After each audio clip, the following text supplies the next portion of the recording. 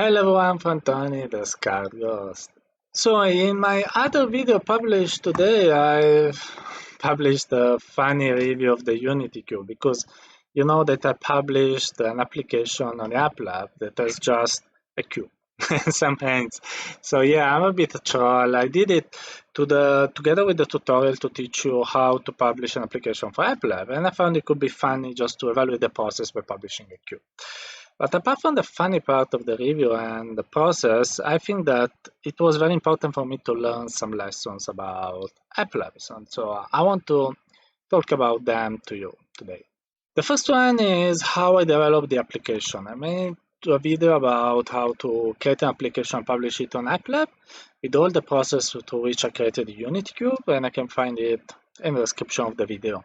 So it was important for me to understand how all the process worked, and I noticed that as long as you have the Unity application, the submission process is the same as the other stores. It's not a big nuisance. The only problem is finding all the multimedia elements, the screenshots, the video, the trailer that for the Unity Cube are a bit funny because you know it's just a cube. So I made a trailer that was a bit of nonsense, and also Oculus complained about the screenshots, blah blah blah. But anyway, it's not a heavy process. So the first part was mostly okay. Then the application was rejected, and this made me understand that Oculus anyway has the standards you have to follow, even if it is an App Lab application. So for instance, I rejected it because there was just one screenshot instead of five. Yeah, it's funny because it's just a cube, but yeah, they had this curation, even little one, but you have to respect these rules to be published on App Lab.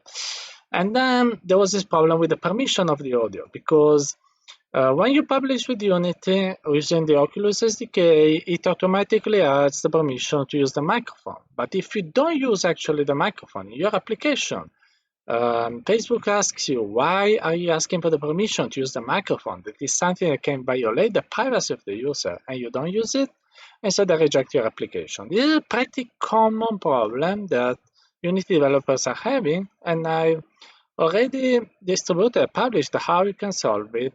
You can find even the article about it also in the description here below, because it can be important if you're going to publish an app lab to know how to solve this issue before submitting, otherwise you risk losing a lot of time.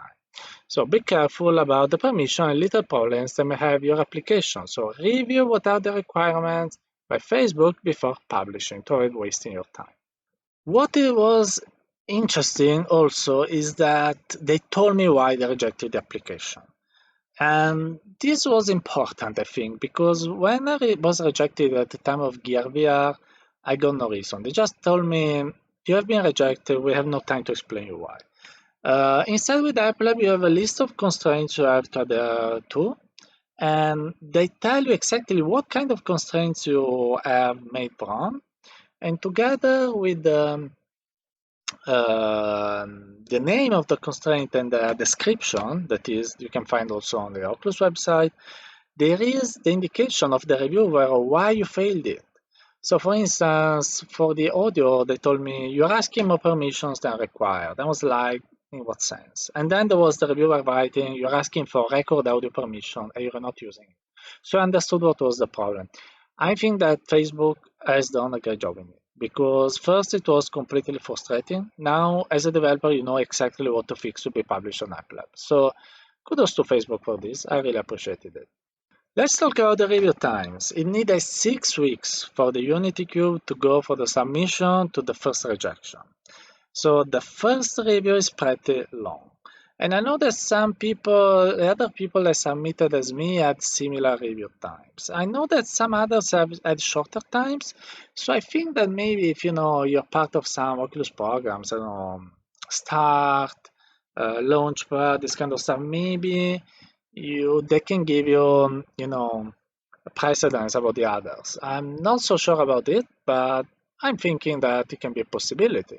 They may have sense that you are affiliated with Oculus in some sense. You may have, go before the others. But anyway, for most people, the review time were around 5-6 weeks to have the first or approval or rejection. After the first rejection, I re-uploaded the application to the portal and it was approved in like maybe 5 days. So after you done the first, upload process, the subsequent updates are much faster. Probably because the reviewer just know what it has to look at. So just looks at to fix the problems and approves the application. Maybe there is a highway for updates where other people are just doing these fast checks on the updates. But anyway, it took like a lot less time to do it. So this are really important to know. And last but not the least, I think it's important that the application has been approved. I mean, it was a very stupid application, just a cube. It is absolutely against whatever curation standards or whatever store. But they approved it. So it means that they don't care at all about the content.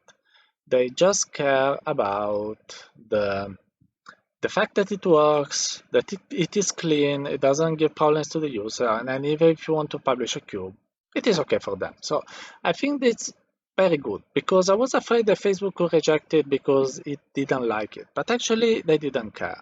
And this is exactly what I hoped for. So this means that this store, yeah, it has some limitations. So for instance, they are forbidding cloud services to be from being employed. But apart from the rest, is pretty, you can do whatever you want. So I would like it to be a bit more open, for the cloud services, for porn applications, whatever.